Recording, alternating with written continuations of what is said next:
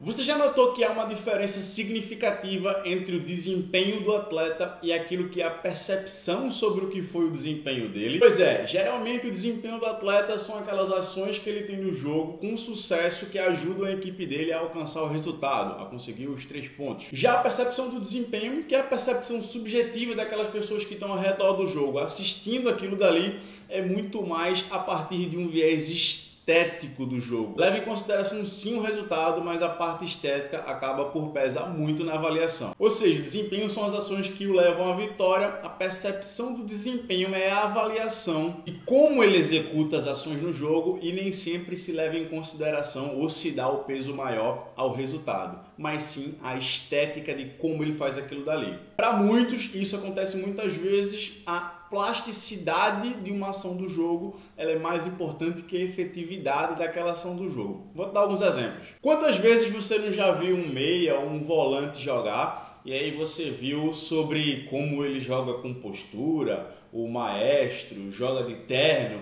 Se você for parar para pensar, essas expressões sobre o desempenho desse atleta, né, sobre o quanto ele joga, são expressões estéticas, né, são expressões de como ele executa a batida na bola, como ele encaixa o pé na bola, a classe, né, outra expressão estética, que ele faz algo no jogo. E muitas vezes esse cara ele é menos efetivo do que um volante que não, ou um meia, né, que não faz isso, mas tem bastante passe progressivo, quebra muita linha com passe, muita chegada na área, muita quantidade de desarme, mas ele não tem essa postura ao jogar. E aí, quando você compara os dois, muitas vezes a percepção do grande público é que esse cara que é mais plástico, ele acaba por ser melhor, né, utilizando essa expressão que o grande público utiliza, do que o cara que é mais efetivo. Isso também acontece quando um atleta que ele fica muito notabilizado por uma questão estética, pela plasticidade que ele faz algumas jogadas, e no decorrer do tempo ele perde um pouco essa plasticidade, mas ele continua tendo muitos bons resultados, continua desempenhando bem e continua sendo muito efetivo nas suas ações no jogo. Vou te dar um exemplo. Quando a gente olha para o desempenho, por exemplo, do Ronaldinho Gaúcho, né, grande ídolo brasileiro, no Barcelona para o Milan,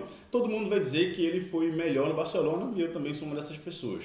Mas, se a gente olha em termos de desempenho, o decréscimo, a queda, não foi tão grande no Milan. Aquilo que ele conseguiu gerar de ações no jogo quando ele estava jogando no Milan não é tão grande da sensação que a gente tem, da sensação que a grande maioria do público tem. Isso se dá porque ele perdeu aspectos estéticos no seu jogo, a capacidade de 1 contra 1, aquele drible mágico, mudar de direção, aspectos que tem muita correlação para a posição que ele jogava com o viés plástico, com o viés estético. Então, muito cuidado em analisar um jogador, porque nem sempre o jogador mais bonito significa que ele é o melhor jogador ou mais efetivo para aquela posição. E para você, qual atleta que todo mundo fala muito bem, mas pelo viés estético ele acaba sendo superestimado, ele não é tão efetivo assim? E para você, aquele jogador que ele é muito bom jogador, mas como ele não tem essa parte plástica no jogo dele, as pessoas acabam falando menos sobre ele ou acabam percebendo menos o seu desempenho? Coloca aí nos comentários.